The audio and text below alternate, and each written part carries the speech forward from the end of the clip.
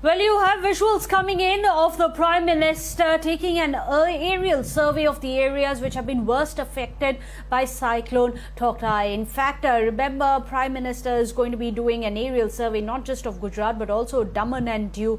As many as 45 people have been killed due to the cyclone across 12 districts of Gujarat. It is the worst affected state. Of course, this cyclone has affected all the states along the western coast, Goa, Karnataka, Maharashtra, Daman and Diu as well as Gujarat. However, the landfall was made in Gujarat, which is why the maximum amount of devastation has been seen there. 45 people were killed due to the cyclone, and officials have said that there are 15 deaths which have been reported from the Amreli district in Saurashtra, which has been the worst affected in the cyclone, which had crossed the state coast at an extremely severe cyclonic storm. This happened last night. In fact, it had completed landfall around 1:30 a.m. today early morning.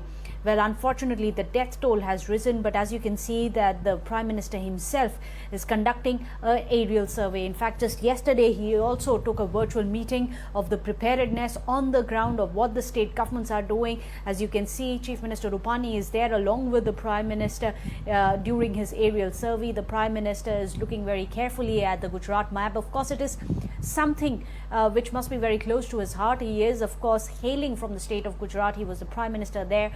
Chief Minister there for 3 terms, and now he's returned to his state, which is the worst affected due to the cyclone. So let me go across to Megha Prasad, who's joining us.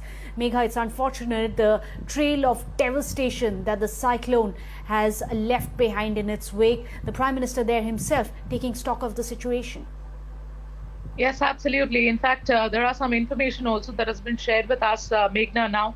And it says that Cyclone Tauktae actually has been one of the most intense storms in the last few years. The Prime Minister, in fact, decided on going to Gujarat and Diu to survey the damage and take stock of the situation of the rescue and the relief work. And the memories of the old cyclones there, I think the last that was, in which Gujarat was hit so bad was in 1999. And the cyclone, in fact, Prime Minister, remember the other day we'd also broken the news about Prime Minister chairing a very important and high-level meeting to take stock of the situation as to how the preparation was by both the administration, the state and the district, and the armed forces, Meghna, to ensure that there is minimum casualty. And remember that day we also had a statement coming in from the Chief Minister of Gujarat, Mr. Rupani, to say that the motto is zero casualty, and we are working in that direction. So it is, despite all of that, you have had at least 13 people losing their lives in the coastal area of Gujarat. And yes, it has been a trail of massive destruction in those areas. Lots of houses that have been literally just blown away. The kacha houses, the pakka houses have suffered damages. Of course, there are fishermen who have severe damages to all their, boats, etc. that were anchored in the sea. There has been, in fact, quite a widespread, damage in the sense that though all of those areas will need a lot of rebuilding, rehabilitation of the people who've lost their houses, and of course their livelihood has been affected and impacted, and it will remain so for quite some time. The Prime Minister decided on, Prime Minister has been quite prompt in terms of ensuring that help is there, ready and available, and that is why you saw the Air Force aircrafts picking up relief material much in advance and dropping it in these areas. So all of that was done, and despite that, to an extent only you can prepare. You cannot just stop the cyclone from hitting. The landfall happened and the cyclone has, of course, impacted coastal Gujarat. So PM there, and now PM, we are being told, is that he's now landed in Ahmedabad. So he will now chair a meeting wherein he will be giving instructions for, he'll be giving instructions for, the future course of action in terms of rebuilding that area and the rehabilitation of the people, and maybe if there are compensations to be given out to those who have, whose livelihoods have been lost, houses have been lost, and where will they be housed in the coming few months till their houses are up and ready for them to go back. So all of that will be, instructions to that extent will be given to the state administration in the meeting today with the Prime Minister at Ahmedabad. Megha, you're absolutely right. It's going to be a long road to recovery. What is the kind of assistance and the help that the centre has extended to the state government in their hour of need? Well, all sorts of help that the centre, Megha? could provide, Meghna. I hope you can hear me. All the help that the centre can provide and does provide in a situation of, natural disaster that hits any part of the country. The centre has been providing help with rescue and relief, number one, with rehabilitation, number two, with rebuilding, number three, and of course, money that is required. So you will have capital that is needed for a rebuilding of that area. A lot of it will come from the centre. So there are, of course, set rules and patterns that are in place where the cooperation, of course, comes in quite significantly from centre to the state government, and all requirements that are extra out of this, which the state puts before the centre, will also be fulfilled. We saw how in you remember Cyclone Amphan, when the state government there had asked for a lot of help from the centre. Mamata Banerjee had written to the Prime Minister saying that she will need some bit of hand-holding and she will need the centre to intervene, because there's lots that needs to be done in terms of putting their lives back on track of the people who've been affected, and the centre did sort of step in and help. So here also, even though this time the destruction isn't as bad as it was in Amphan, yet you will have centre giving all sorts of help that is required by the state, and then let's not forget, it's the home state of the Prime Minister at the end of the day.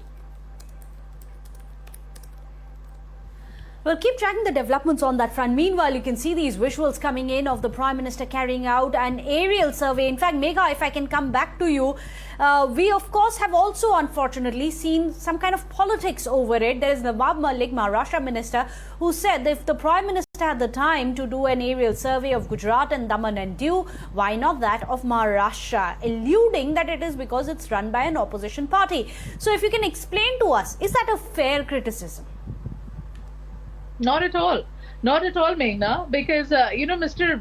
Nawab Malik seems to have a very limited vision here.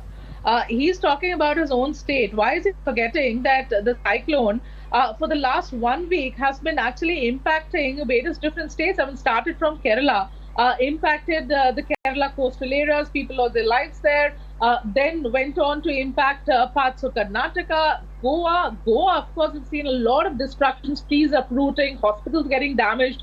We've all seen that in Goa, and then Maharashtra, and then finally the landfall in Gujarat. So, Meghna, I mean, there's a state in Goa, the government in Goa is run by BJP, the government in Karnataka is run by BJP. So, if at all the Prime Minister were to pick and choose, then he could have gone, and by these allegations that Mr. Nawab Malik is making and the insinuations that he is trying to put forth, by that standard, then Prime Minister should have chosen to go to Karnataka, should have chosen to go to Goa, and should have then not gone to Kerala and not gone to Maharashtra, but gone to Gujarat. I mean, it's silly for him to say that. It is quite a simple line of thought. Prime Minister has decided to go to a state where the maximum impact has been seen. It was known already for the last 1 week that the maximum effect that this cyclone will cause, it will cause in the state of Gujarat, where it was expected to, where the landfall was expected. So that happened, and you were bracing for this. You knew that Gujarat is going to be hit bad. And that is why it's a simple thing. I mean, whichever state would have been hit this bad, and wherever the landfall would have happened, the maximum damage would have been seen. The Prime Minister perhaps would have chosen to go there. So it's not that he is overlooking Maharashtra. If Mr. Nawab Malik was to be believed, then he is overlooking every other state, but has gone to Gujarat. So Prime Minister, I think it's a very simple line of thought. Prime Minister has chosen to go to the state where we have seen the maximum damage being caused by the cyclone, and that is why he is in Gujarat. If that state were to be Maharashtra, perhaps today Prime Minister would have been touring Maharashtra as well. And give us a sense of how badly Gujarat has been devastated, Megha, because what we do know so far is that 45 people in all have been killed, but the worst affected has been that of Saurashtra, claiming the lives of 15 people there. The areas that Prime Minister has gone to, and I'll try and take you through those areas, Meghna. The Prime Right. Minister, in fact, has ensured Well, today I'm that so sorry, Megha. Keep tracking the developments on that front. We'll keep coming back to you. We need to slip into a short break. We'll leave you with these visuals of the Prime Minister's aerial survey of the worst affected cyclone hit areas of Gujarat.